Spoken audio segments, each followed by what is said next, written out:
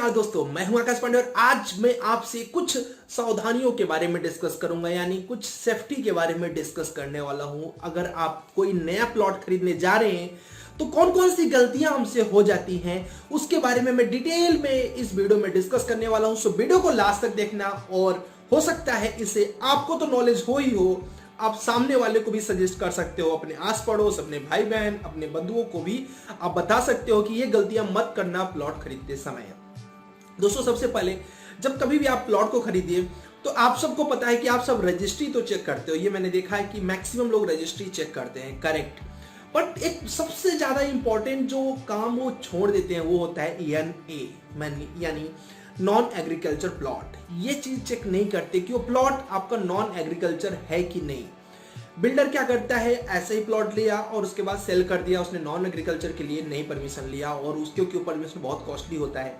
तो अब क्या होगा कि अगर नॉन एग्रीकल्चर प्लॉट आपने नहीं लिया है और फिर आपने अब सोचा कि अब मैं अपना घर बनाऊंगा, अच्छा सा कॉमर्शियल बिल्डिंग बनाऊंगा, और जब आप बनाने जाते हैं तो गवर्नमेंट वहां पे आप पे रोक लगा देती है या फिर आपके जमीन को सील कर देती है। ऐसा बहुत से लोगों के साथ हुआ होगा। सो प्लीज जरूर चेक करो कि ये जो लैंड है वो नॉन एग्रीकल्चर है कि नहीं है। अगर है तो वेल एंड गुड, आप उसको ज्यादा पैसे भी लग रहे हैं तो भी दे दो। दूसरी चीज दोस्तों, कई लोगों को ये ध्यान नहीं देते, कई लोग कोई चीज सस्ती मिली तो तुरंत सोचते हैं चलो जल्दी से लेके खत्म करते हैं। बट हमें सोचना चाहिए कि अगर कोई चीज अगर सस्ती मिल रही है, यानी कम प्राइस में मिल रही है, उस मार्केट में रेट ये है और वो इतने में मिल रहा है, इसका मतलब क्या है? इसका मतलब है कि आपको जरूरत है उस प्लॉट से रिलेटेड न्यूज निकालने का कि क्या रीजन है कि वो इतना सेफ दे रहा है और आपको मतलब कम प्राइस में प्लॉट दे रहा है। अगर इस चीज का ध्यान रखेंगे तो आपके लिए बहुत ही ज्यादा फायदेमंद है। चलिए, प्लॉट अब खरीद सकते हैं। मान लीजिए आप तो खरीदने के बाद अगर मान लीजिए वहां पे प्लॉटिंग चल रही है तो आपको कौन सा प्लॉट चूज करना चाहिए उसको मैं आपको डिस्कस करता हूं। सबसे पहले देखिए, अगर मिल सकता है तो आप कॉर्नर का प्लॉट लीजिए। कॉर्नर का प्लॉट अगर थोड़ा सा कॉस्टली भी है तो भी आप जरूर लीजिएगा, क्योंकि वो बहुत ही ज्यादा अच्छा होता है। उसकी जो लुक्स होते हैं, मैं एक स्ट्रक्चर इंजीनियर हूं, मैं एक एक्सटीरियर डिजाइनर भी हूं, तो मैं आपको बता सकता हूं उसका जो लुक आता है वो बहुत ही बेहतरीन आता है। तो पहला प्रेफरेंस आपका क्या होना चाहिए कि हम कॉर्नर में प्लॉट को लेंगे। चलो, मान लो अगर कॉर्नर में नहीं मिला या मिल गया तो दूसरी कौन सी चीज आपको ध्यान में देनी चाहिए? आपको देखना चाहिए कि अगर आपका जो प्लॉट है उसमें ईस्ट फेसिंग मिल गया, मींस आप पूर्व दिशा के में अगर आपको प्लॉटिंग का डायरेक्शन मिल गया कि आपका इंटरेस्ट उधर हो सकता है तो बहुत अच्छी बात है। और ये वास्तु के अकॉर्डिंग ये बहुत ही इंपॉर्टेंट होता है कि आपका जो घर है वो इस डायरेक्शन में खुले, यानी पूर्व दिशा में खुले। दूसरी चीज, अगर मान लो नहीं मिला, क्योंकि सबका तो इस डायरेक्शन में नहीं खुल सकता है, तो इस चीज का ध्यान रखिए कि साउथ में बिल्कुल भी वो ना खुले। अगर साउथ में खुल रहा है तो कोशिश करिए कि उसको ड्रॉप करके दूसरे प्लॉट पे आप फोकस करिए। बट बेस्ट, अगर आपको अपने वास्तु के अकॉर्डिंग अपने प्लॉट को अच्छा रखना है तो आप ईस्ट फेसिंग को प्रीफर दीजिए, और उस पर आपको थोड़ा सा ज्यादा कॉस्ट भी लग रहा है तो आप उसको दे दीजिए, कोई प्रॉब्लम नहीं है। दूसरा चीज आपको बहुत ज्यादा इंपॉर्टेंट है, मैंने बहुत से लोगों को देखा है कि प्लॉट बहुत अच्छा ले लिया अंदर जाके, बट उन जिस रोड से जा रहे हैं वो जो डायरेक्शन है वहां का वो ठीक नहीं है, यानी वहां पे सही तरीके से फोर व्हीलर नहीं जा सकती, सही तरीके से ट्रांसपोर्टेशन की प्रॉब्लम्स हो रही है। तो ऐसे में अगर आपने बहुत ही अच्छा अंदर घर भी बना दिया तो आपका जो घर है उसमें जो आपने पैसे इन्वेस्ट किए हैं वो लुक नहीं आ पाएगा, सामने वाले उसको देख नहीं पाएंगे। तो इस चीज का भी हमें ध्यान देना है कि अगर हम इतना इन्वेस्ट कर रहे हैं तो ऐसे जगहों पे हो कि एटलीस्ट ट्रांसपोर्टेशन इजिली वहां पे हो सकता है। तो अगर इन सब चीजों को अगर ध्यान देंगे तो बहुत ही छोटी छोटी चीजें हैं, हम प्लॉट खरीदते टाइम नहीं ध्यान देते, बट बाद पता चलता है कि यार ये गलती हमने कर दी, अगर हमने ऐसा लिया होता तो क्या होता है, ऐसा लिया होता तो क्या होता है। तो ये तो कुछ थे जो कि एक क्लाइंट को ध्यान रखना चाहिए। कभी भी आपको घर खरीदना है तो आप इन सब चीजों को ध्यान रखो। किसी बिल्डर से खरीद रहे हो तो और ज्यादा ध्यान रखो, क्योंकि अगर कुछ भी फ्रॉड हुआ तो फिर आप फंस जाओगे। तो इस चीज का हमको ध्यान रखना पड़ेगा। अब मैं आता हूं कि हम, यानी मैं एक बिल्डर हूं, मेरे कई दोस्त बिल्डर हैं, तो हम लोगों को कौन कौन सी चीजें ध्यान रखनी चाहिए और कौन कौन सी चीजें हम सजेस्ट कर सकते हैं क्लाइंट को।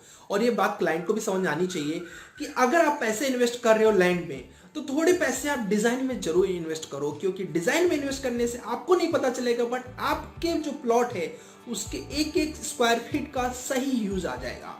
मीन्स हम इंजीनियर्स उस प्लॉट का एक एक जो स्क्वायर फीट है उस पर भी पूरा फोकस करते हैं कि इसको कहाँ पे यूज में ले लें। हम वेंटिलेशन देते टाइम भी वेंटिलेशन में भी कुछ ना कुछ यूज निकाल लेते हैं कि ये यूज होगा।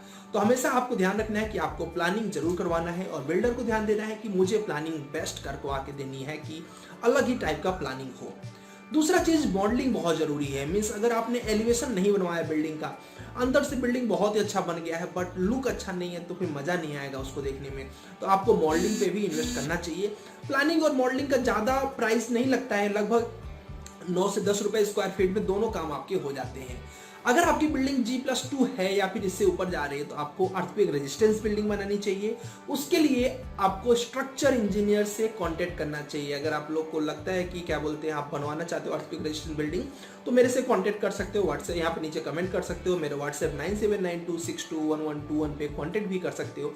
हम लोग अर्थक्वेक रेजिस्टेंस बिल्डिंग भी बनाते हैं। तो अब उसमें आपको फायदा क्या होगा? आप बोलोगे सर इसमें क्या है, हम तो कॉलम लगा लेंगे, कॉलम लगा के बीम डालना है, स्लैब डालना, हो गया। यार इसमें आपको नहीं पता चलेगा, बट मैं आपको बताऊं कि हम लोग जब डिजाइन करते हैं तो एग्जैक्टली वही स्टील डालते हैं जिस स्टील की रिक्वायरमेंट है वहां पे। मतलब जितना स्टील की रिक्वायरमेंट है सिर्फ उतना ही स्टील डालेंगे तो आपका स्टील भी सेफ बचता है, मतलब पैसा आपका बचता है।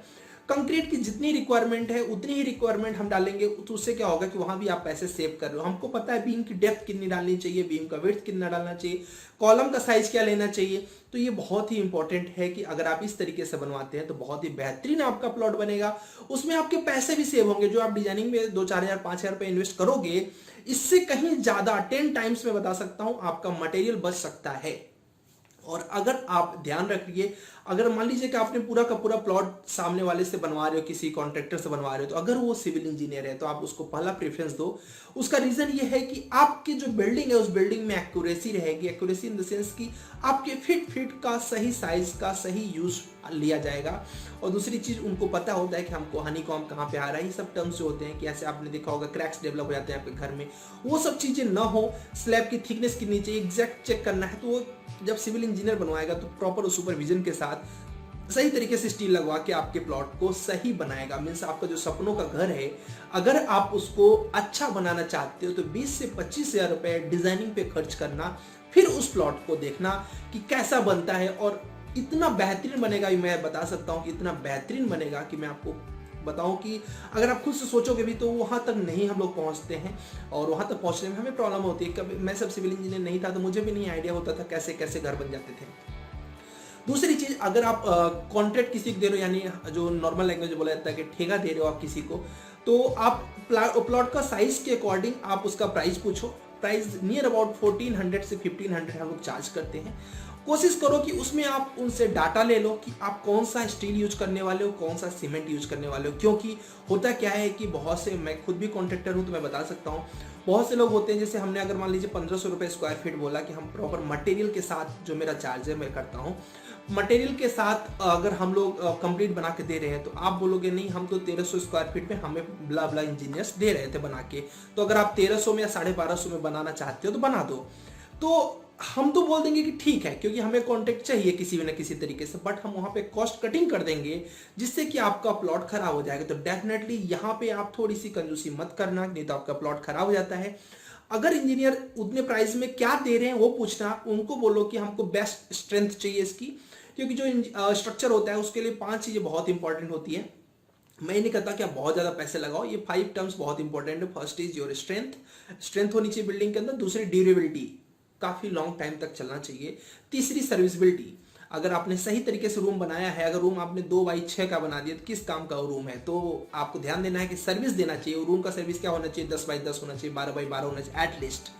तो क्या करेगा, सर्विस दे पाएगा वो अच्छी तरीके से। और चौथी चीज होती है एस्थेटिक। एस्थेटिक व्यू पे भी एक इंजीनियर बहुत ज्यादा फोकस करता है और करना चाहिए, जिससे कि आपका जो घर है वो थोड़ा सा अलग दिखे, ड्रीम दिखे कि यार आपका ड्रीम कंप्लीट हो रहा है। और लास्ट जो सबसे इंपॉर्टेंट मैं मानता हूं वो होता है आपका इकोनॉमी। इकोनॉमी के अकॉर्डिंग आप बता दो कि हमारा बजट ये है, इस बजट में क्या अच्छा दे सकते हो। मैं आपको बता दूं, इसमें सबसे अच्छा इंजीनियर डिजाइन करके देता है। जब आपने बता दिया कि मेरा बजट ये है, तो वो देखता है कि इस बजट में यार इनको मैं क्या क्या दे दूं। हमेशा एक इंजीनियर अपना बेस्ट देना चाहता है। और आप सब बिगिनर से भी यही कहना चाहूंगा कि अगर कोई प्लॉट आपको मिल रहा है तो इतना बेस्ट दो कि सामने वाला को लगे कि नहीं यार मुझे कुछ मिला है। अगर इन चीजों का ध्यान देते हैं तो बहुत ही अच्छा आप कर सकते हो अपने इस इंडस्ट्री में। मैं कर रहा हूँ, सो मैं आपको प्रैक्टिकली अपना एक्सपीरियंस बताया कि यार इस तरीके से हम लोग एक क्लाइंट को अगर करते हैं तो एक क्लाइंट से दूसरे क्लाइंट, तीसरे क्लाइंट, हम लोग सारे क्लाइंट का काम भी अच्छा कर सकते हैं। और क्लाइंट लोगों को भी हमारे साथ ज़्यादा सहूलियत होगी क्योंकि हम बेस्ट चीज़ें देंगे, कम रेट पे। मिलता है आपसे नेक्स्ट वीडियो में। इस तरीके के जो भी रिलेटेड टू सिविल या जो भी जो मेरे लाइफ का पर्सनल एक्सपीरियंस होता है मैं इस चैनल पे शेयर करता रहता हूँ। मैं चाहता हूँ इस चैनल को आप लोग ज़्यादा से ज़्यादा सपोर्ट करें और अपने दोस्तों के साथ, अपने फैमिली के साथ शेयर करें इसको, क्योंकि इसमें सारे कंटेंट ऐसे ही होते हैं कि हम सब मोटिवेट हों और हम सब कुछ न कुछ नया करें। आपको भी लगता है कि आप कुछ नया कर रहे हैं तो आप मुझसे कॉन्टेक्ट कर सकते हैं अगर मैं कुछ हेल्प कर सकता हूँ। मिलता है नेक्स्ट वीडियो में। जय हिंद, जय भारत। अगर आत्मनिर्भर बनना है तो यार इसी तरीके से एक दूसरे को मोटिवेट करो, एक दूसरे तक पहुंचाओ चीज़ों को, जिससे कि सब के सब उठे और सब के सब खुद का कुछ न कुछ स्टार्ट करें।